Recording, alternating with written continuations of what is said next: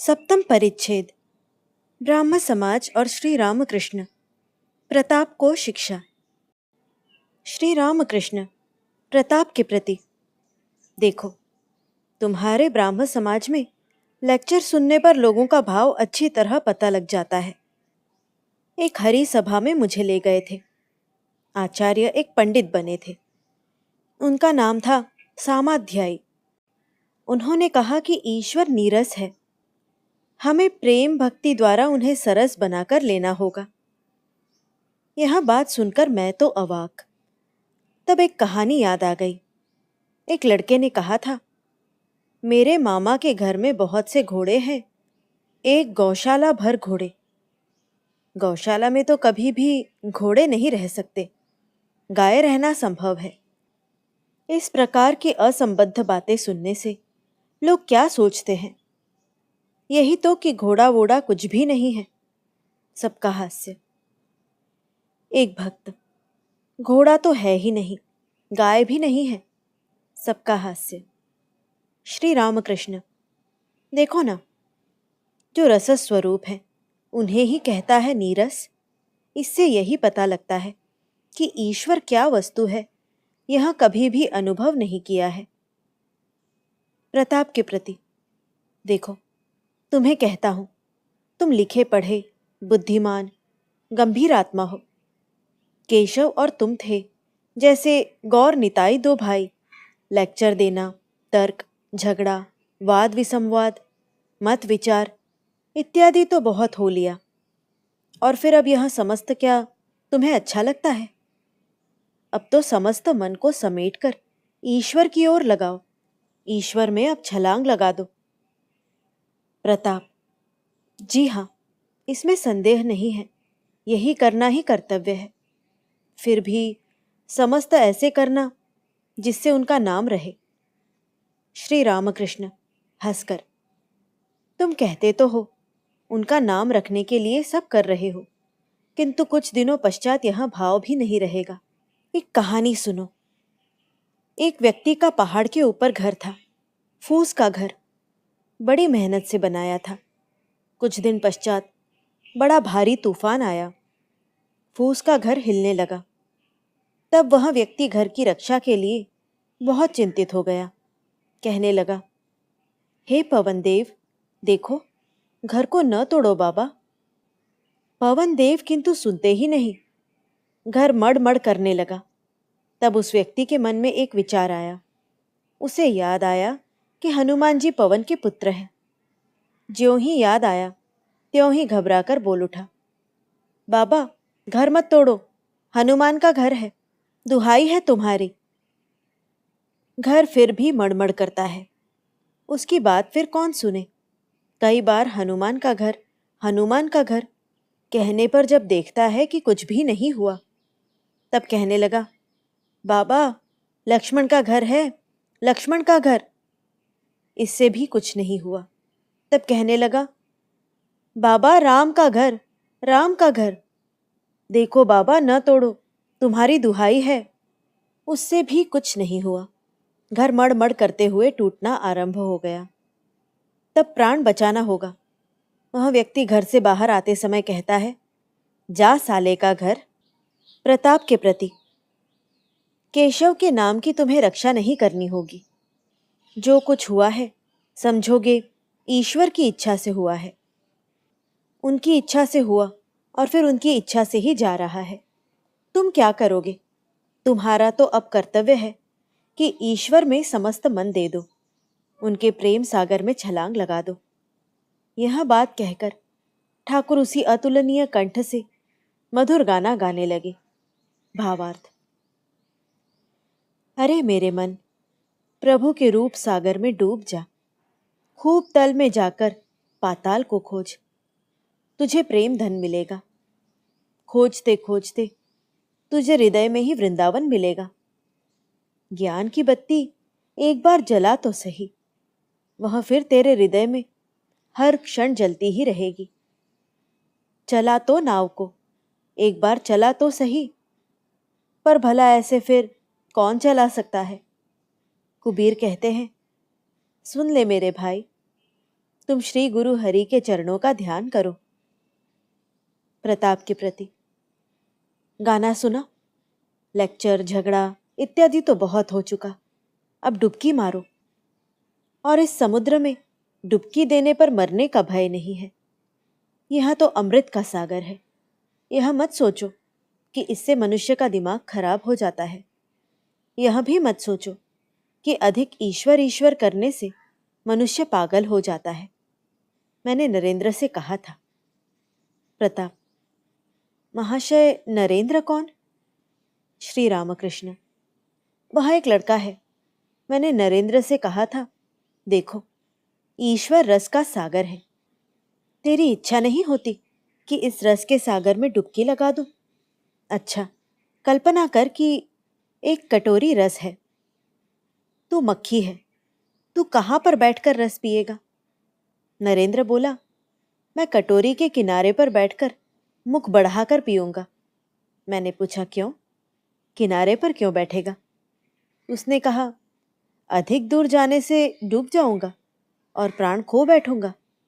तब मैं बोला, बाबा, सच्चिदानंद सागर में वैसा भय नहीं। यहाँ तो अमृत का सागर है। इस सागर में डुबकी लगाने से मृत्यु नहीं होती, मनुष्य अमर हो जाता है। ईश्वर के लिए पागल होने पर मनुष्य का दिमाग खराब नहीं होता। भक्तों के प्रति, मैं और मेरा, इसी का नाम ही तो है अज्ञान। रासमणि ने काली मंदिर बनवाया है, यह बात ही लोग कहते हैं। कोई नहीं कहता कि ईश्वर ने बनवाया है। ब्राह्म समाज अमुक मनुष्य बना गया है, यह बात ही कहते हैं। यह बात कोई नहीं कहता कि ईश्वर की इच्छा से ही यह बना है। मैं करता हूं, इसी का नाम तो है अज्ञान। हे ईश्वर, तुम करता और मैं अकर्ता, तुम यंत्री और मैं यंत्र, इसी का नाम है ज्ञान। हे ईश्वर, मेरा कुछ भी नहीं है।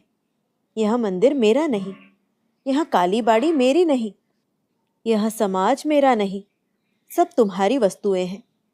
यह स्त्री, पुत्र, परिवार, यह सब कुछ भी मेरा नहीं है, सब तुम्हारी वस्तुएं हैं। इसका नाम है ज्ञान। मेरी चीज, मेरी वस्तु कहते रहते हैं।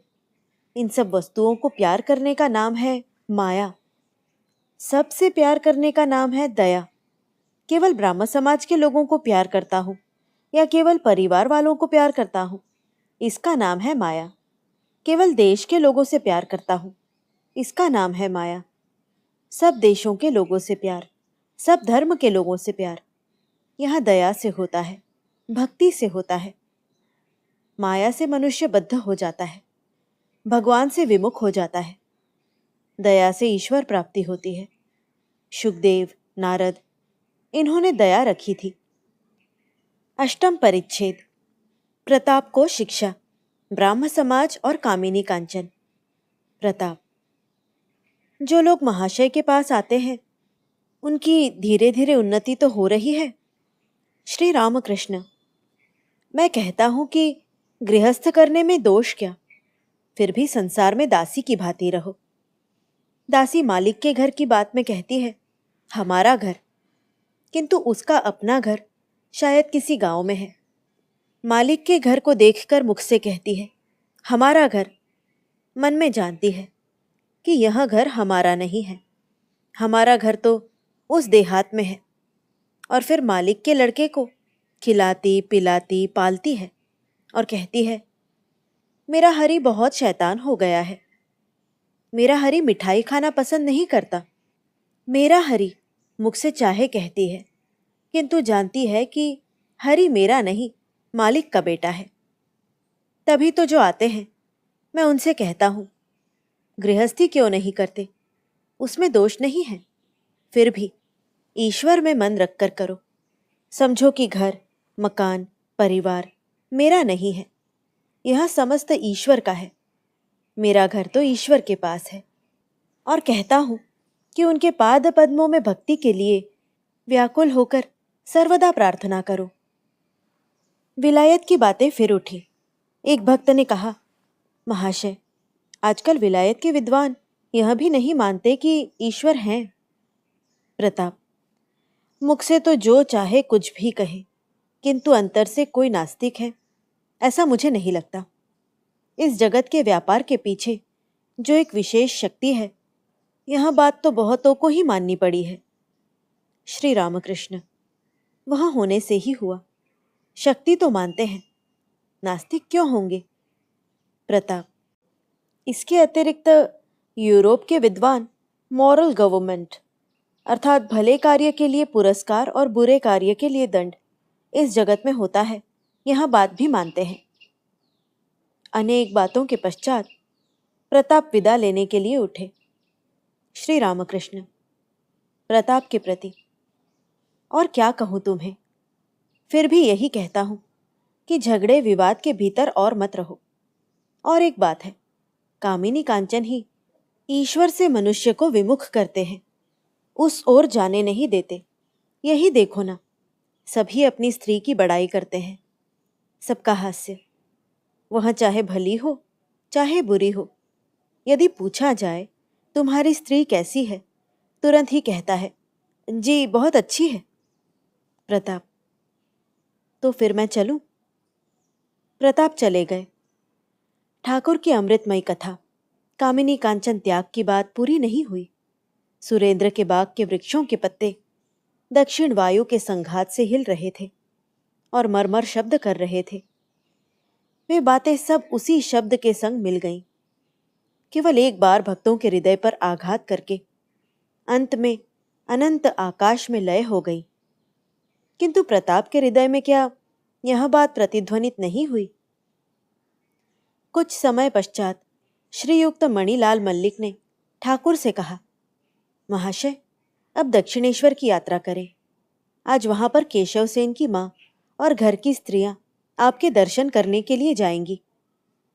वे लोग आपको वहां पर न देखकर दुखित होकर कहीं लौट ना आए। कई मास हुए केशव ने स्वर्गारोहण किया है, इसीलिए उनकी वृद्धा पूज्या माता, पत्नी और घर की अन्य स्त्रियां ठाकुर के दर्शन करने जाएंगी। श्री रामकृष्ण, मणि मल्लिक के प्रति, ठहरो भाई, एक तो मेरी निद्रा आदि नहीं हुई, मैं जल्दी जल्दी नहीं कर सकता। वे गई हैं तो फिर क्या करूं?